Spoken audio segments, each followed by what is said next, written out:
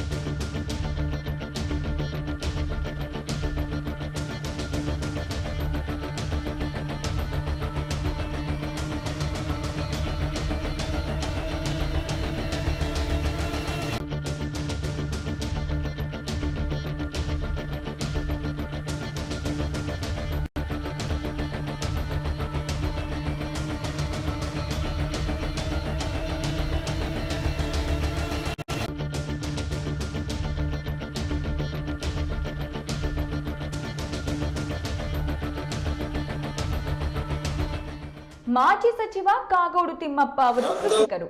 ಕೃಷಿ ವ್ಯವಸ್ಥೆಗೆ ಬೆಂಬಲವಾಗಿದ್ದು ಜನೋಪಯೋಗಿ ಕಾರ್ಯ, ಸಮಾಜವಾದಿ ಚಿಂತಕರು. ಗ್ರಾಮೀಣ ಬದುಕನ್ನ ಹಸನಾಗಿಸುವ ನಿಟ್ಟಿನಲ್ಲಿ ಇವರ ಪರಿಶ್ರಮವಿದೆ. ಈ ಹಿನ್ನೆಲೆಯಲ್ಲಿ ಕೆಳದಿ ಕೃಷಿ ಮತ್ತು ತೋಟಗಾರಿಕೆ ವಿವಿಯನ್ನ ಸ್ಥಾಪಿಸಿ ಅಭಿವೃದ್ಧಿಪಡಿಸುವಲ್ಲಿ ಅವರ ಸೇವೆ ಸ್ಮರಿಸಿ ಜನವರಿ 22ರಂದು ಗೌರವ ಡಾಕ್ಟರೇಟ್ ಪ್ರದಾನ ಮಾಡಲಾಗುತ್ತಿದೆ. ಈ ಕುರಿತು ಮಾಧ್ಯಮಗೋಷ್ಠಿಯಲ್ಲಿ ವಿವಿ ಕುಲಪತಿ ಡಾಕ್ಟರ್ RC ಜಗದೀಶ್ ಅವರು ಮಾಹಿತಿಯನ್ನ ನೀಡಿದರು.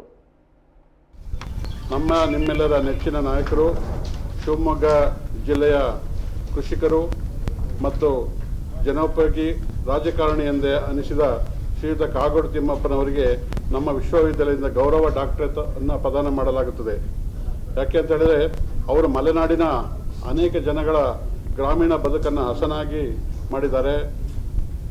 ಮಲೆನಾಡಿನಲ್ಲಿ ಇವರು ಕೃಷಿಗೆ ಬಹಳಷ್ಟು ಒತ್ತನ್ನು ಕೊಟ್ಟಿದ್ದಾರೆ.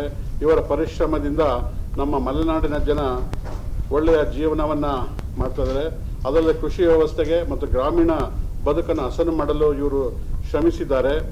ಅದಕ್ಕಿಂತ ಮುಖ್ಯವಾಗಿ ನಮ್ಮ ಕೆಳದಿ ಶಿವಪ್ಪ ನಾಯಕ ಕೃಷಿ ಮತ್ತು ತೋಟಗಾರಿಕಾ ವಿಜ್ಞಾನಗಳ ವಿಶ್ವವಿದ್ಯಾಲಯ ಈ ಮಟ್ಟಕ್ಕೆ ಇಳಿಯಲು ಅವರು ಬಹಳಷ್ಟು ಕಾರಣ ಆಗಿದ್ದಾರೆ.